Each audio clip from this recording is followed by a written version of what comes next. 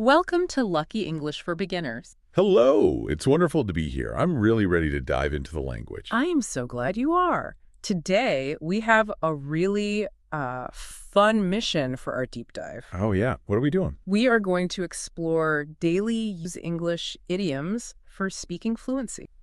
Idioms. Mm. I've been studying English for a while, and I can handle the grammar, I can learn vocabulary, but then I hear people talking, in a movie or something, Mm-hmm. and they say these phrases that they don't make any sense. If I translate them word for word, I get completely lost. That is the exact problem we're going to talk about today. You're talking about idioms. Right. An idiom is, it's a phrase where the meaning isn't really in the separate words. It's in the whole combination. It's like a word picture. A word picture, I like that. It feels like a secret code sometimes. It does. And if you don't know the code, you feel like you're on the outside of the conversation. Exactly. That's it. So our goal today is to bring you inside. We want to help you move from just knowing English to, feeling English. Okay, I'm ready. We'll talk about idioms for work, for feelings, time, money, all sorts of things. So should I get a pen? Do I need to memorize a long list? No, please don't. That's the fastest way to get a headache. Just listen. Try to see the picture in your mind. The image is what helps you remember. Okay, no memorizing, just listening. We'll start with something we all do, work. Ah, yes, the universal language. It is, isn't it? And sometimes work gets really complicated. You're trying to do too much, maybe a project is too complex. Yes, I know that feeling. When that happens, you need to simplify. We say you need to go back to basics. Back to basics, I think I've heard that. So it means return to the simple things, the foundation. You got it. You've gone too far away from the simple fundamental parts, so you return to them. So let me try. I am in the kitchen. Huh? I'm trying to cook a very fancy meal with like 10 steps, and everything is burning. Oh, no. It's a disaster. I might say, okay, this is too much. I'm going back to basics. I'll just make toast. That is a perfect example. You're choosing to simplify. Now, there's another one that sounds similar, but the feeling is a bit different. Okay. It's back to square one. Back to square one. That makes me think of a board game. Exactly. It comes from games where you land on a bad space and you have to go all the way back to the start, to square one. So back to basics is a choice.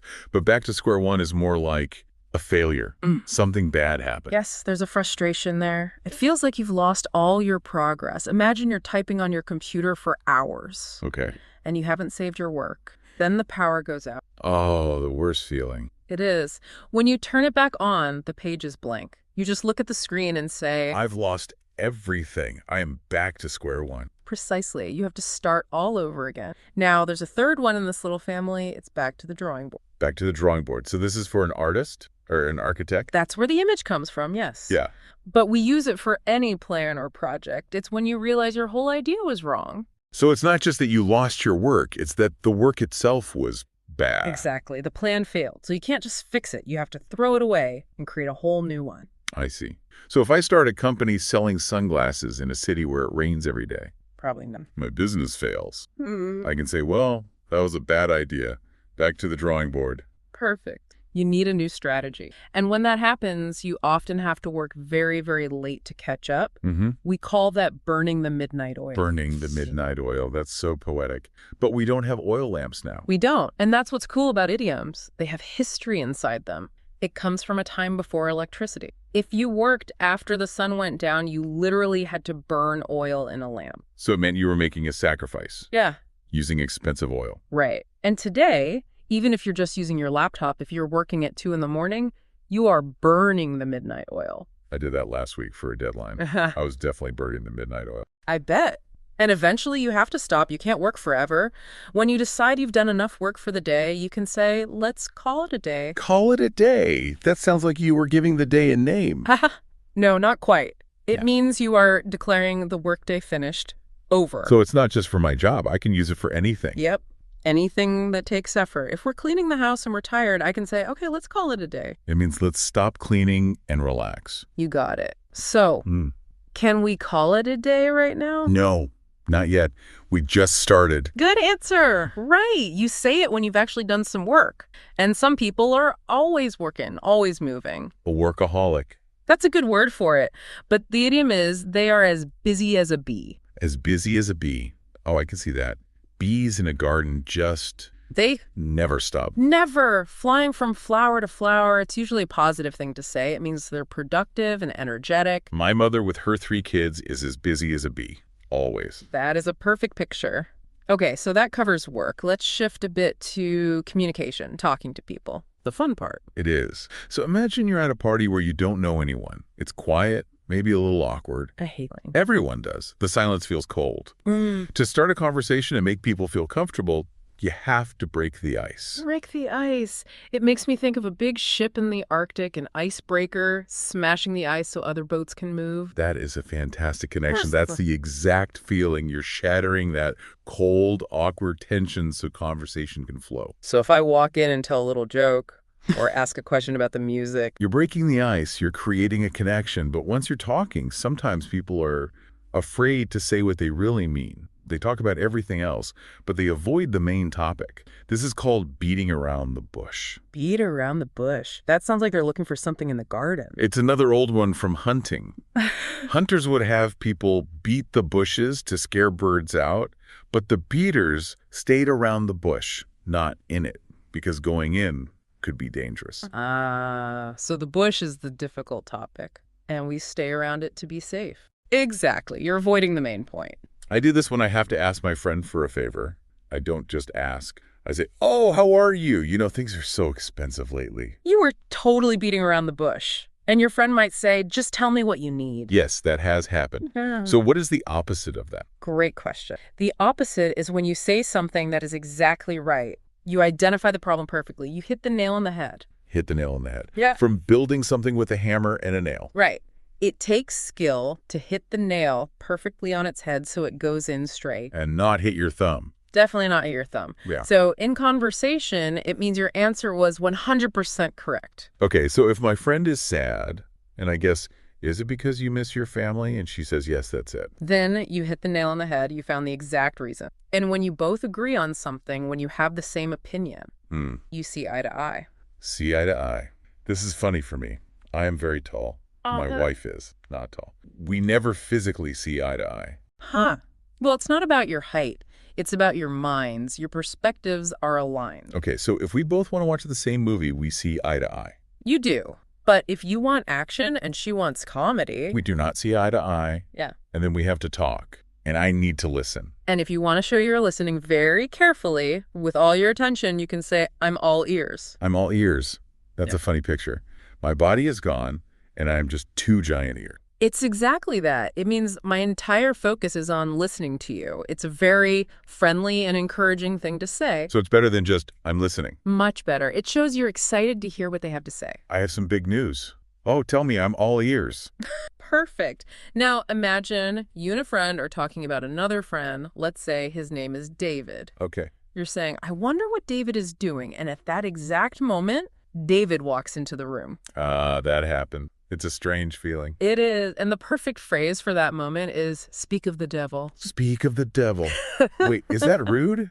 Am I calling David the devil? That's a great question and a very common one. A long, long time ago, it was a superstition. People thought if you said the devil's name, he... Oh, so it was serious. It was. But now, all the fear is gone. It's just a funny, friendly phrase for a coincidence. So I can smile and say, speak of the devil. We were just talking about you. Exactly that. It's not an insult at all anymore. Good to know. I will not say it to my boss, though. Probably wise. Now, speaking of things you shouldn't say, let's talk about secrets and mistakes. Ooh, interesting. When you reveal a secret by accident, the idiom is you let the cat out of the bag. Let the cat out of the bag. Why is there a cat in a bag? This one is so strange. It's another one from history, from old markets. A farmer would sell a baby pig, a piglet, in a bag. Okay.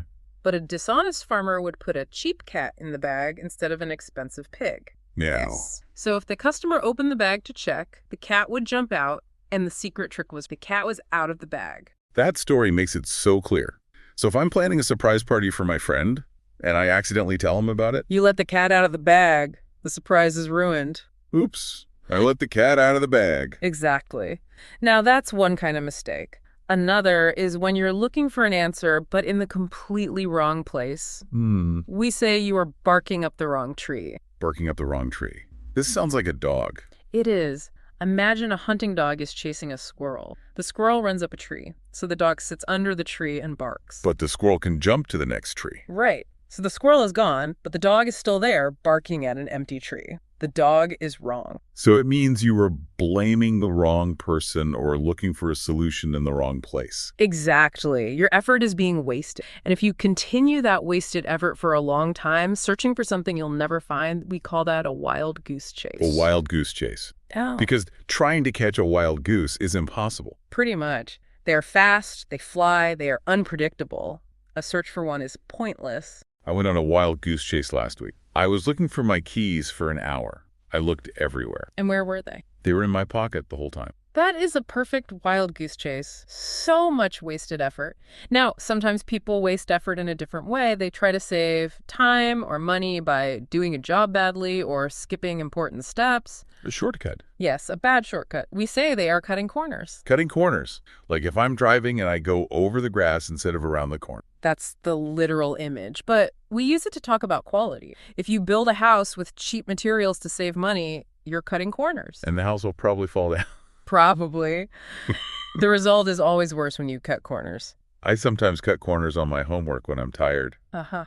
Well, my advice is don't cut corners on your English learning. I will try not to, I promise. Good. Because sometimes doing the right thing is hard. You face a situation that is unpleasant, but you have to do it anyway. You have to bite the bullet. Bite the bullet. Wow. That sounds really painful. It comes from a very painful... Before modern medicine, when a soldier needed surgery on the battlefield, there were no pillars. Oh. To stop him from screaming, the doctor would put a lead bullet in his mouth and bite down hard. That's an intense image. So it means to face pain or a difficult situation with courage. Yes, because you cannot avoid. So for me, I am very scared of the dentist. But my tooth hurts. I have to go. I just need to bite the bullet and call them. That's it exactly. Just get it over with. Mm. Now, some problems aren't painful, but they are awkward. Dangerous to talk about. I know what you mean. We call that kind of topic a hot potato. Hot potato. Because if you hold one, it burns your hand, so you want to pass it to someone else very quickly. And they want to pass it on, too. Yeah. Nobody wants to be the one left holding it. We usually use this for controversial issues. Politics, scandals. Things that make people argue. Exactly. But, you know, even when we have these difficult problems, it helps to remember we're not alone. When everyone is in the same difficult situation, we say we are all in the same boat. All in the same boat. That makes sense. If the boat has a problem, everyone has a problem. It creates a feeling of community, of shared experience. So all of us listening and learning English, we are all in the same boat. We absolutely are. We are in it together. But sometimes people react badly to difficulty. They hold on to anger from the past. We say that person has a chip on. Chip on a shoulder. Yeah. A chip of wood. Yes. The story is that boys who wanted to fight would put a wood chip on their shoulder and dare other boys to knock it off. It was a challenge. It was. So today, a person with a chip on their shoulder is someone who seems angry all the time, like they are looking for a fight. They feel life has been unfair to them. I think I know someone like that. He is always resentful about something that happened years ago. He has a chip on his shoulder. It's a heavy thing to carry around. It is. Okay, let's move on to something lighter. How about feelings and health? Great idea. Let's say you wake up and you don't feel great. Not really sick, but not well either. That's a little off. You can say you're feeling a bit under the weather. Under the weather. Does this come from ships and sailing too? You're getting so good at this. Yes. When the sea was stormy, 6 sailors would go below deck to get away from the bad weather. They went under the weather. So it's a polite way to say, I feel sick. It is. You can call work and say, I'm feeling a bit under the weather today. No more details. That's very useful. Now, what about feeling nervous? Not sick, but scared. Yes. When you get really nervous right before a big event, like a wedding or a public speech, we say you get cold feet. Cold feet. But my feet are often actually cold. This is an emotional coldness. It means you lose your courage at the last minute. You get scared and want to run away. I was going to try skydiving once. I had the ticket. But on the day, I just couldn't do it. You got cold feet. I definitely got cold feet. And that feeling is like an automatic reaction. I didn't choose it.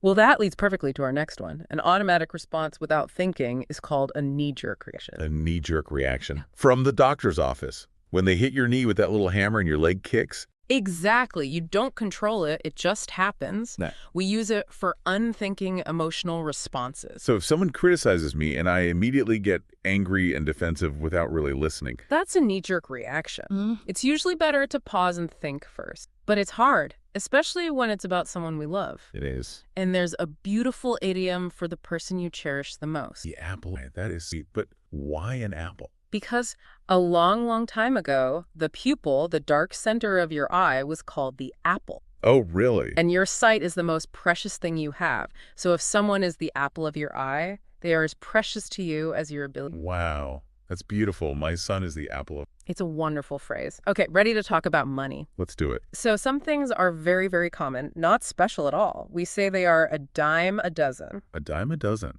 Yeah. A dime is 10 cents. A dozen is 12. So 12 things for 10 cents. Very cheap. Incredibly cheap. It means something is common and has low value. So bad action movies are a dime a dozen. They can be, yes. But something that's not common is often expensive. And if something is very expensive, we say it costs an arm and a leg. An arm and a leg. That's a huge price to pay. It's an exaggeration, of course. It just means it costs a lot of money. That new phone cost an arm and a leg. I see. It's just a way of saying too expensive for me. Exactly. Now, to afford things that cost an arm and a leg, you might need a secret advantage, a hidden strength. Ooh, I like that. We call that your ace in the hole. Ace in the hole. That's from poker, the card game. It is. The ace is the best card, and your hole card is the one that's face down, a secret that only you know. So my ace in the hole is a secret skill or resource that guarantees I will win. You got it. And if you have that kind of advantage, maybe the task becomes very, very easy. Like a test where you know all the answers. Yes. We would say that test is a piece of cake. A piece of cake. This is one I know. It means very easy. It does. Eating cake is easy and enjoyable. So is a task that's a piece of cake. This deep dive is a piece of cake. I'm so glad to hear. Now for a tricky one. If your friend is a performer and is about to go on stage, you shouldn't say good luck. No, but why? It's a theater superstition. It's considered bad luck to say good luck. Instead, you have to say break a leg. Break a leg. That sounds awful. I am wishing them an injury. I know, it sounds so mean.